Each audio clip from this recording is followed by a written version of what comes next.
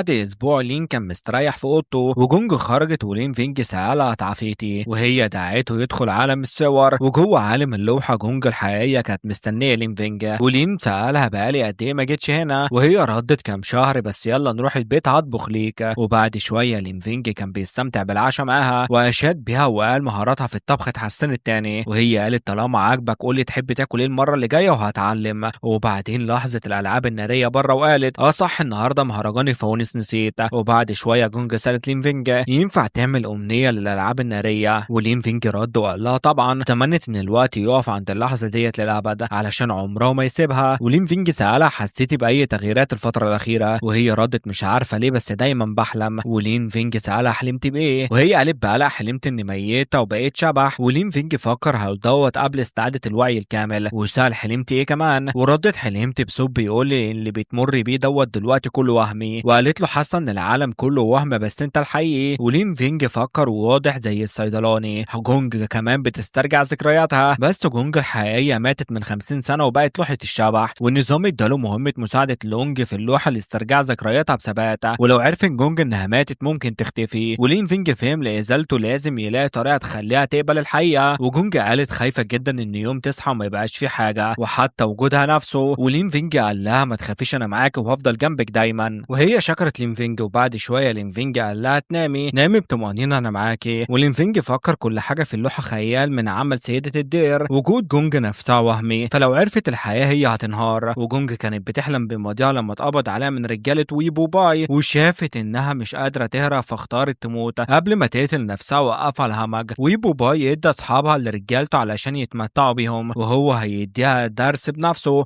وهي صرخت ما تقربش وصحت من حلمها ولين فينج كان جنبها بيقول لها تهدى وهي قالت له انها حلمت انها ما لقيتهوش لما كانت في بيت وي والصبح جونج كانت بتستمتع بالفطار اللي حضره لها لين فينج وقالت له ان الفتره الاخيره دايما بتحلم بيه بينقذها والنهارده كانت دايما حاسه انها مش حقيقيه ولين قال لها ما تقلقش من الحاجات ديت وسالها لو العالم قرب يخلص بكره في حاجه تحب تعمليها وبعد شويه كانوا بيكملوا اول امنيه لجونج اولا يمروا بالنهر كنيون وثانيا يرسموا صوره في البريه وثالثا يركبوا منطاد سخن ويشوفوا بنجلو ورابعا يتفرجوا على فيلم مع حد قريب ليها اخيرا تحب تسيب بينج تشينج وتشوف العالم بره ولين فينج وعدها انه هيحقق كل دوت وتاني يوم لين فينج فكر ان جيله وقت انها تقرب منه وتطلب الحقيقه ولو يعرفها وطالما مش هيسيبها تقدر تعمل اي حاجه ولين فينج فكر شويه وبعدين قال له ايوه هي ماتت ودلوقتي خيال متصنع من العالم دوت وهي ابتسمت وشكرته انها قال لها الحقيقه ولين مسك وشها وقال مش فارق معاه الحقيقه والوهم بحب اقضي وقت معاكي وهي ابتسمت لما سمعت انه مش فارق معاه لو العالم وهمي واللحظه ديت الفرح اللي حاسين بيه حقيقي مسك ايديها وقال لها يلا نمشي نشوف العالم بره وصلوا بره لوحه الشبح وفتح البوابه ولين قال لها ادخلي هناك وجونج استغربت وشافت اللوحه وقالت شكلها زيها ولين قال لها صح ديت خرافه تانية مستنيها تبقى واحده منها وهي سالته هنسى مين ولين قال لها سواء كنت فاكراني ولا لا هو دايما هيكون جنبها وهي قربت من اللوحه وبصت على لين فينج للمره الاخيره وبعدها دخلت جواها والنظام حدث وقال ان المهمه اتكملت وبدا دمج لوحه الشبح مع جونجا ولين فينج فكر ان العالم جوه اللوحه اختفى فبعد ما الدمج يخلص جونج كانت المفروض ترجع لمستوى الحلم وفكر بقالي نص شهر من اخر تحذير من الديوك ومفيش اخبار جديده من جده فراشه وفجاه لاحظ لين فينج تونج وسالها ازاي استخدمت الصدفه اللي اديتها لك جده فراشه ولين فينج شاف ان في نمط شبح غريب على الصدفه فاستدعى شين هوا وسالها لو تقدر تفهمه وبعد الفصح شين هوا وريت له خريطه بدل اي نص ولين فينج فكر دوت قبل كده مفيش نمط الشبح دوت ويمكن ديت رساله سريه من الجده فراشه واتصل باخت روبي وسالها لو في اي اخبار من الجده فراشه وردت لا ولين قطع المكالمه وهو مستغرب هل الجده فراشه محبوسه ولو كده ليه ما بعتتش رساله للمقر وخلاص وتاني يوم لين فينج ودع يو يان وقال لهم انه هيرجع بعد كام يوم وهم قالوا له مدينه هاي متامنه بينا اطمئنوا وخطبوه بلقب اللورد لين فينج ولين فينج افتكر حاجه وقال لهم انه عايز يوريهم حاجه استدعى عين الشبح وقال انها من المستوى الثالث واحسن حاجه انها ممكن تتحرك وتقاتل طالما حد مصافحها لتاسيس اتصال وهيسمي الشخص المضيف وهيقاتل معاها ولين فينج سلمها ليو وقال انه ناوي يحتفظ بيها في فتره طويله في هاين كشبح المدينه وليه وعين الشبح لمسوا صوابعه ومفاجاه ليه حس بحاجه وقالت ده مذهل ولين فينج بعد كده خطيبها وقال لها العمده ليو هيسيب عين الشبح معاه للحفاظ من دلوقتي بعد ما خرج لين فينج قال لشينهوا تمشي حسب الخريطه وانطلقوا وبعد يوم سفر وصلوا لارض خاليه وكانوا على جروف وقال لازم ننزل لتحت ولين فينج قال طيب واضح واضح ان احسن نبقى في الحفرة الكبيرة ويلا نكتشف. وبعد نزول لينفينج قال المكان فعلا سحري، وفجأة شينهاوا دخلت جوه نهر ولينفينج سأل لسه تحت، ولدهشته الحصان الشبح كمان نط لتحت. ولينفينج فكر الاشباح ديت ما بقتش تعتبرني انسان. وبعد شوية وصلوا للنهاية وطلعوا من المية، وشينهاوا والحصان الشبح اتخضوا لما شافوا حالة لينفينج. وبعد شوية لينفينج كان بيكح المية وفكر لو مش عندي اللياقة البدنية دي كنت هبقى شبح برضه. ومشوا شوية ولينفينج لقى سرداب غامض تاني، وقال الموقع أعمق من كهف الملكة، وتعجب من الضوء اللي جاي من مكان تحت الأرض. وبعدين لاحظ شوية لمبات وقال في نشاطات بشرية هنا. ولما وصل للنهاية لينفينج اتصدم من رؤية المدينة المركزية للأسطورة اللي اختفت، ودخل المدينة وتساءل ازاي المدينة ديت تحت الأرض فاضية، وسأل على الديوك في المدينة، وقال بما إن المكان صح فالجدة فراشة لازم تكون قريبة، وقرر ينفخ الصدفة. وفجأة نزلت أضواء من السماء، بدأ يشوف أهل المدينة وسرعان ما كل حاجة رجعت طبيعية. وفجأة شينهاوا انبهرت ولينفينج سمع حد بيقول له خلي شبحك ما يقاومش. وكانت الجدة فراشة قالت ما كنتش متوقعة ان يجي بالسرعة كده، وقالت له الديوك شاطر في التخفي وهو متخبي في المدينة المركزية. وشرحت للينفينج انها استخدمت مجال شبحها علشان تخلق مدينة مشابهة للأصلية ونقلت كل المواطنين هناك، ودلوقتي لو الديوك حاول يهرب هتكتشفه. بس بما ان شبحها لازم يحافظ على حجم المدينة الشبحية الكبيرة مفيش طاقة زيادة تدور عليه. واستدعت لينفينج يساعدها، وقالت له سبب الرسالة السرية اللي عبر الصدفة انها تعرف ان ليه رمز خاص وقدرة تعقب. ولينفينج فكر اكيد عارفه انه تعاقب شبح الديوك وما قدرش يرفضه، وهي اديته غرض وقالت له من الديوك، ولما يلاقيه بعت لها فورا. والنظام حدث وقال وافق على طلب جد فراشه، وكسبت نقطه محبه وكمان فرصه سحب. ولينفينج اتصدم انه ممكن يربط الجد فراشه، وبعد ما سابت المكان قرر يستخدم فرصه السحب ويشوف لو ممكن ياخد حاجه مفيده. والنظام هنقوله انه كسب قدره على مشاركه الرؤيه، وممكن يشارك الحاله حوالين الاشباح بالوقت الحقيقي لمده 15 دقيقه يوميا. واول حاجه خلى تونج تتنكر كان بريد الشبح وعلشان تتعقب الديوك. ولينفينج اداها رساله للديوك، وتونج اخذت العلامه علشان تقدر تسلم الرساله للدوك الاشباح. واول ما استلمت الرساله جريت فورا في اتجاه، واما لينفينج فجري وراها وكان بيفكر انه واضح ان عدد سادس الاشباح هناك قليل جدا، ولو الارواح الشريره هجمتهم الوضع هيبقى خطير جدا. وبعد شويه وصلت تونج قدام قصر سيد المدينه، كانت دخلت القصر بالفعل، وساعتها لينفينج فهم ان الدوك مستخبي جوه، فوقفته شينهاوا ومنعته يمشي ورا تونج. فوقف هو ومنعهم يمشوا ورا تونج لانه كان شايف ان الشبح عادي زيها مش هيخلي الدوك يشك. وبعدها استخدم مهاره جديده الرؤيه المشتركه. وفي نفس الوقت كان شويه مسؤولين قاعدين يتكلموا مع سيد المدينه، وقالوا ان بحر الماجما في الفتره الاخيره بقى فيه علامات عدم استقرار، فسيد المدينه امرهم يقفلوا الممر رقم 3. ولكن واحد من المسؤولين اقترح يستخدموا غرفه الماجما الضخمه علشان يحلوا مشكله الطاقه عندهم. وبعدها سيد المدينه سال واحد من الكبار سادة الاشباح هل لقيتوا الدواء، ومن خلال عيون تونج عرف لينفينج ان الراجل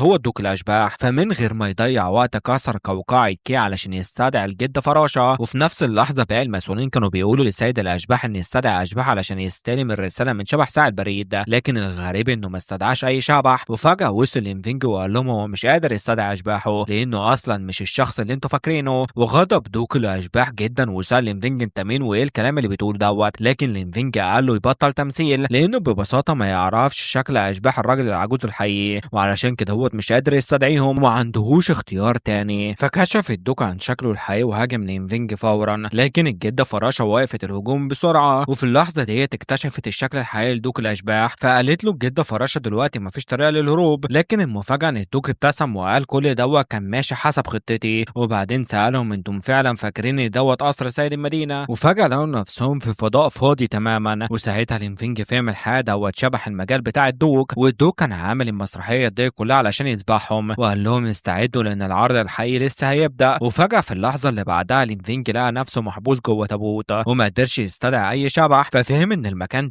شبه مجال الاشباح الخاص بشينهاوا اللي يقدر يمنع استدعاء الاشباح. وحتى الجده فراشه وقعت في الفخ، وبدا لينفينج يفحص التابوت من جوه ويمكن يلاقي طريقه يهرب بيها. وبص على الجدران كانت ناعمه جدا ومفيش اي علامات، والمساحه ضيقه، وحتى التقلب جوه التابوت شبه مستحيل. ولكن بعدها لاحظ حاجه ورا جدار التابوت واحجار بتتحرك على مسار محدد، لكن المشكله ان المسارات كتير وهو مش عارف الحل. ففكر اكيد في دليل جوه التابوت والا الفخ اصلا ملوش معنى. والمكان نفسه كان بسيط جدا لكن في حاجات واحده غريبه وزجاجه نور. فبدا يفكر ليه شخص ميت يتحط معاه مصباح وهو مدفون جوه التابوت. فقرر يطفي النور الاول، وفعلا اول ما طفى النور ظهر نقش غريب على سقف التابوت. وفهم لينفينج ان في 4 رموز وكل رمز بيدل على الاتجاهات اللي لازم يتحرك فيها الحجر، وبعدها لاحظ ان في رموز بارزة جنب المسار، فحدد كل الاتجاهات وبعدها حرك الحجر حسب ترتيب الرموز، وفعلا قدر يحرر نفسه. طلع لمكان شكله مقبرة وحس انها غالبا تحت كنيسة، وفجأة النظام ظهر ليه بمهمة جديدة، اهرب من القلعة واكتشف سرها. المكافأة 4000 خبرة اشباح و10% من قوة تحليل الضوء، ولكن قدرتك الجسدية هتكون مقفولة مؤقتا. فقال لينفينجل نفسه انه واضح انها مهمة خاصة وما ينفعش يعتمد على القوة، ولازم يستخدم عقله علشان يحل اللغز. وبص لفوق وقال ان المخرج شكله موجود في السقف، لكن المسافة عالية جدا، يعني اكيد في آلية تفتح الطريق. وفجأة لاحظ كاز مزغرف وقال لنفسه ان شكله غريب جدا، وكان في 3 فتحات على الطاولة، ففهم ان المفروض يتحط فيهم ادوات تانية. ولكن المشكلة منين يلاقي حاجة في مقبرة فاضية بالشكل دوت. وفجأة لاحظ القبور وعمل تعبير غريب لانه فهم ان لازم يفتح التوابيت،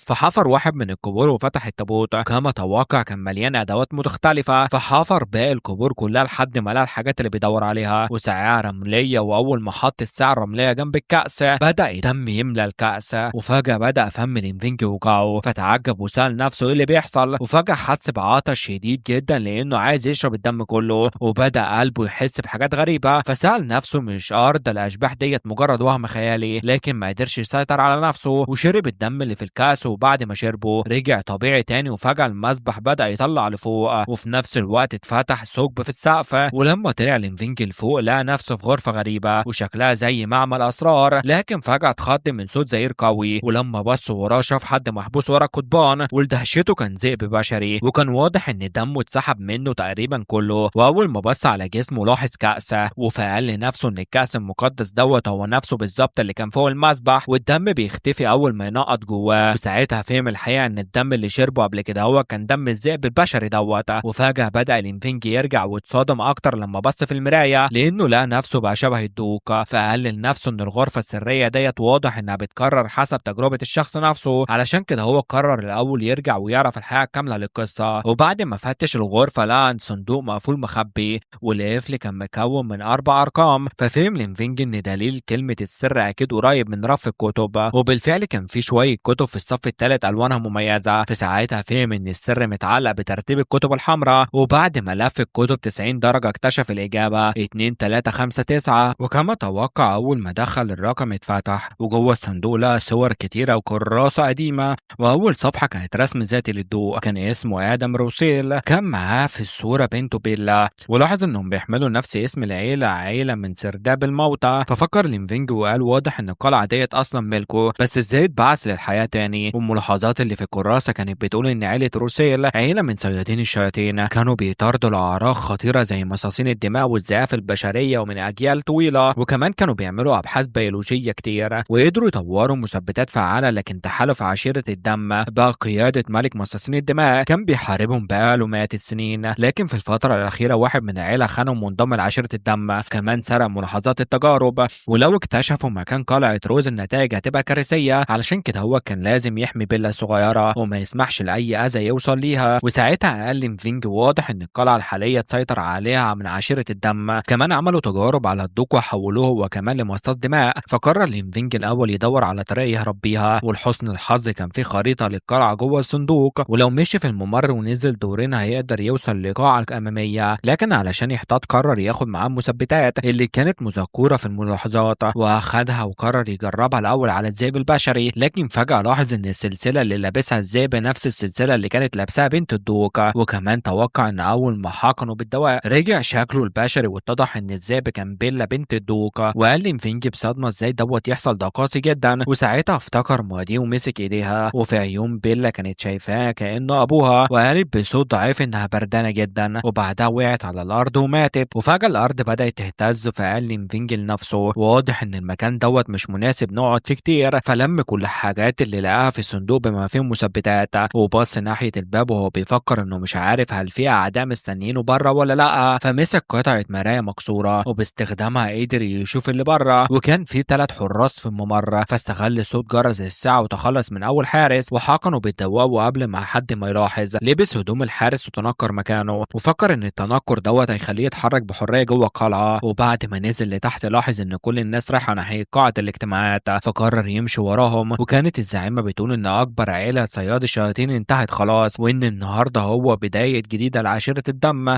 وقالت بسعادة كمان إن في خبر كويس، فبمساعدة أساس تجارب عيلة روسيل قدروا يطوروا بنجاح محافظ سحول للبشر، ولو طوروا التركيبة أكتر قريب جدا هيبقى عندهم جيش ضخمة. وبعدها أخبرها الخادم بتاعها إن أول دفعة من الموضوعات التجريبية لسه في مرحلة التطور لكنهم خرجوا عن السيطرة، فسألها هل يتم القضاء عليهم، لكنها قالت له ما يقلقش لأنهم كلهم محبوسين في سجون حديدية تقيلة، وقالت له يكملوا مراقبة وتسجيل النتائج. وساعتها فكر لين فينج عن التجارب الخارجة عن السيطرة، وقال إن الموضوع مثير للاهتمام، وفكر إن لو أطلقهم وخلى المكان يدخل في الفوضى هيبقى أسهل عليه يلاقي طريق الهروب. فمشي حسب الخريطة لحد ما وصل للسجن، وفي طريق عدى قدام لوحات وقال إن ديت غالبا صور أصحاب قلعة ليمو، وواضح إن تاريخهم طويل جدا. لكن فجأة اتصدم لما لاحظ إن قلادة صاحب القلعة هي نفسها بالظبط زي فيونك التونج، فسأل نفسه هل دوت مجرد صدفة ولا ممكن يكون ماضي تونج مرتبط بالمكان دوت. وفي النهاية وصل لينفينج للسجن وقال للحراس إن الزعيمة بعتته ليسلم دفعة جديدة من الدواء التجريبي. وأول ما الحراس فتح باب السجن طبعا لينفينج ظهروا بسكينة، وبعد ما قتل الحارس التاني دخل جوه السجن، ولما بص حواليه شاف مخلوقات وحشية كتير محبوسين ورا القضبان، فابتسم وقال المكان دوت بقى حيوي فجأة. وبعدها فتح كل الأقفاص علشان يخلي القلعة تبقى أكتر فوضى وحيوية. تحولت القلعة كلها لفوضى عارمة، والوحوش بدأت تقتل أي حد يقف في طريقها لحد ما وصلوا لقاعة الاجتماعات، وهناك قتلوا أعضاء عشيرة الدم قدام الزعيمة. فالخدام قال بصدمة ازاي الأجسام التجريبية ديت بقت قوية كده ومين اللي أطلقهم أصلا. وساعتها الكل بدأ يجري علشان ينقذ حياته، وكان لين فينج كمان وسطهم بيفكر إنه ممكن يهرب مع الجيش الكبير ديت. ووصلوا للباب لكن ما قدروش يفتحوه، وفجأة واحد منهم صرخ وقال بصوا على سقف القلعة، وكان السقف بيتشقق واتصدم لينفينج لما شاف المنظر. لكن فجأة بنت نادت اسمه وقالت له يمشي وراها، وبعد ما بعدوا شوية سألها لينفينج انت الجدة فراشة، فردت وقالت ايوه، وقالت له انها هربت من مكتبة وكان فيها تعليمات عن القلعة علشان يتعاملوا مع الحالات الخاصة. وقالت ان الدوق زرع تحت القلعة وردة شوكية متحورة، وربط الوردة ديت ببنته عن طريق تقنيات سرية، والوردة ديت اول ما قلب بنته يتوقف هتنمو بجنون وتلف حوالين القلعة وتقفلها للأبد. وكملت كلامها وقالت ان الدوق ساب لنفسه ممر سري واحد بس يؤدي للخارج، وبعدها دخل ممر تحت الارض. واثناء ما كانوا بيجروا فجأة لينفينج مسك ايديها وحقنها بالدواء وقال لها انا مش غبي وانا متأكد انك مش الجدة فراشة خالص. وبعدها سألها صح كده هو، وبص لها وقال يا دوق، وقال انه لو هي فعلا هربت لتوها من غرفة الدراسة ازاي عرفت ان بنت الدوق ماتت ودوت اللي خلى الوردة تنمو بجنون، وكمان ازاي عرفت ان في ممر سري واحد بس، ولو الدوق ساب الممر لنفسه ليه يسيب سجل مكتوب عنه. كمان بقوة الجدة فراشة لو كانت اتحبست في القلعة في نفس الوقت معاه مستحيل ما تلاقيهوش لحد دلوقتي. كمل كلامه وقال ان شفت خريطة القلعة من بدري، والطريق اللي انت واخداني فيه دلوقتي هو مدخل فخ القصر تحت الارض. وساعتها البنت ضحكت وبصت الدوق وقالت واضح انك ذكي بالنسبة لسنك، واللعبة ديت بصراحة بقت مملة. فرد لينفينج وقال انا ما عنديش وقت العب معاك. وبعدها اختفى دوق، ففكر لينفينج وقال واضح انه ما قدرش يلحقني، اكيد في قواعد بتأيده في مجال الاشباح دوت، والجدة فراشة الحقيقية غالبا لسه في مكان تاني. وبعدها بدأ يجري ناحية الغرب لانه كان فاكر ان مفيش اي ممر في الاتجاه دوت، ودوت معناه انه ممكن يكون الممر السري الحقيقي. في نفس الوقت القلعة كانت على وشك الانهيار، وكان لينفينج بيحاول بكل قوته يهرب، وفجأة لاحظ فتحة فوقيه وفهم ان دوت غالبا المخرج. وبعدها اخيرا قدر يطلع من القلعة ويهرب، وبص وراه وشاف ان الورود ابتلعت القلعة بالكامل. ففهم لينفينج وقال ان اذا ديت الطريقة اللي الدوق بيقضي بيها على اعدائه. وفجأة النظام ظهر له وقال ان بعد ما اكمل المهمة حصل على خبرة اشباح 40,000 و10% تحليل الدوق، لكن فجأة حس ان حد بيهاجمه فتجنب الهجوم في اخر لحظة. وظهرت شينهاوا وتونج علشان يحموا لينفينج، فساعتها فهم لينفينج انه يقدر يستدعي اشباحه تاني. وفجأة سمع صوت الدوق كأنه بيقول له هل فعلا فاكر انك تقدر تسيب مدينة الاشباح بتاعتي بمجرد انك هربت من القلعة؟ وظهر قدامه وقال انه عنده اقفاص كتير زي ديت. فسأل لينفينج هل الجدة فراشة كمان استردها؟ فرد وقال له ايوه، وقال ان هدفه الاساسي كان حبسها لانها الوحيدة اللي ممكن تعطل خطته في السيادة اشباح الهوية. اما لينفينج فهو مش تهديد بالنسبة لي اصلا. وبعدها اشار لتونج وشينهاوا وقال الاشباح بتوعك شكلهم مميزين جدا واكيد طعمهم لذيذ. وساعتها دخل لينفينج في وضع الدرع واستدعى كمان ملكة يو لينج ليو وعلشان يهاجموا الدوق مع بعض.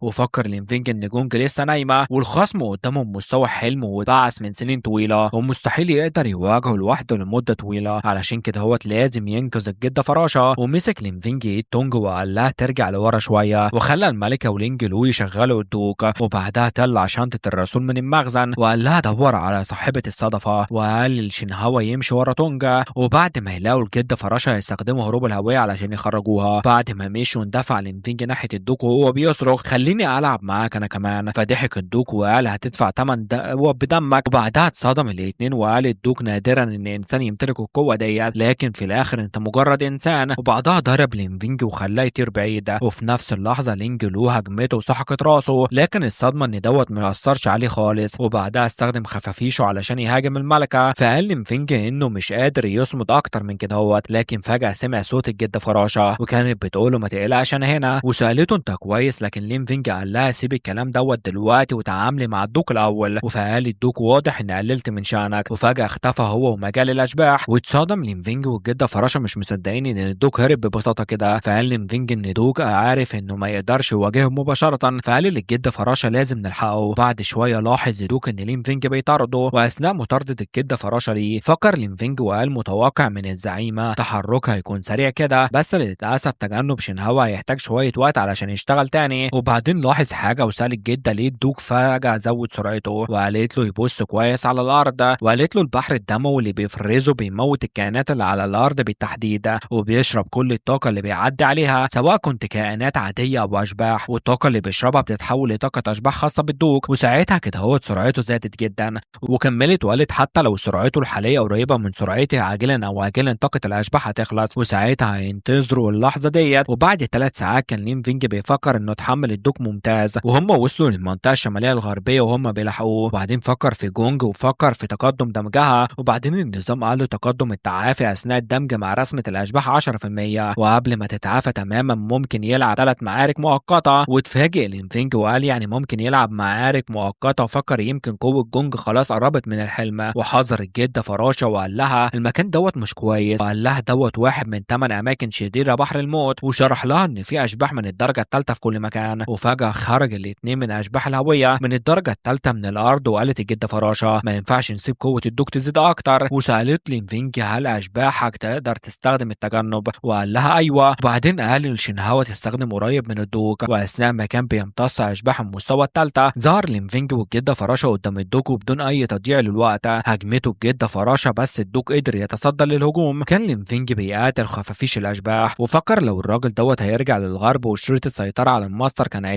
11%. تونج والباقيين قتلوا شوية خفافيش، وبعدين الدوق رجع لشكل جسمه الأصلي. لكن بعد كده هو لاحظ لينفينج في نسخة متعددة من الدوق وقوتهم تقريبا مساوية للقوة الأصلية، واستعملت الجدة فراشة قدوتها وقتلت نسختين منهم. ولف لينفينج وبص ولاحظ ان الدوق بيحاول يهرب تاني، كان هيجري وراه بس الجدة وقفته، والدوق عبر الحدود وقرر يهرب للغرب. فسأل لينفينج ليه ما ينفعش نروح للغرب، قالت له الجدة ما ينفعش اغامر بالشرق ويكون متغاذي من اعداء تانيين واسيب الحدود ضعيفة. فهم لينفينج ان في كتير من اشباح من المستوى الشياطين في العالم، بس بناء على الخوف المتبادل وكل واحد بيقسم نفوذه، بس الدوق انصاب ولو قتلناه هينتفع كتير، علشان كده هو خسارة نسيب الفرصة. وبيخطط لينفينج اعتراضهم من قدامه يحب بيهم من الخف وكان واثق 100%. وقبل ما الجدة تقول له اي حاجة استخدمت شينهاوا مهارة الفلاش عشان تنتقل، وتوجع راس جدة وقالت الولد دوت عاني جدا، فاتسألت جاي منين بالثقة دي كلها. وفي الجنب تاني ظهرت شينهاوا ولينفينج قدام الدوق، واستدعى لينفينج بسرعة جونج وقال لها دورك. والدوق استخدم بركة دمه للهجوم على جونج، بس هي صدته بسهولة. والدوق تمتم دوت مش قوة مستوى تالت عادية، ديت شيء نادرة جدا والآن عايزها أكتر، وهاجمها بقوة أكبر. ولاحظ لينفينج إن حاجز جونج اتضغط عليه، وقال لكل أشباحه روحوا مع بعض وساعدوها، وصر أسنانه بعد ما فهم إن جونج الحالية لسه أضعف بكتير من القوة الحقيقية. وفجأة ظهر الدوق وراه وقال أنت مشتت، وهاجمه وضربه على الأرض، وتعرض لينفينج لإصابات شديدة واتقبض عليه. والهروب بتاعت الدوق كانت بتمنع أشباح لينفينج من المساعدة، كان على وشك قتل لينفينج وقال حان وقت موتك.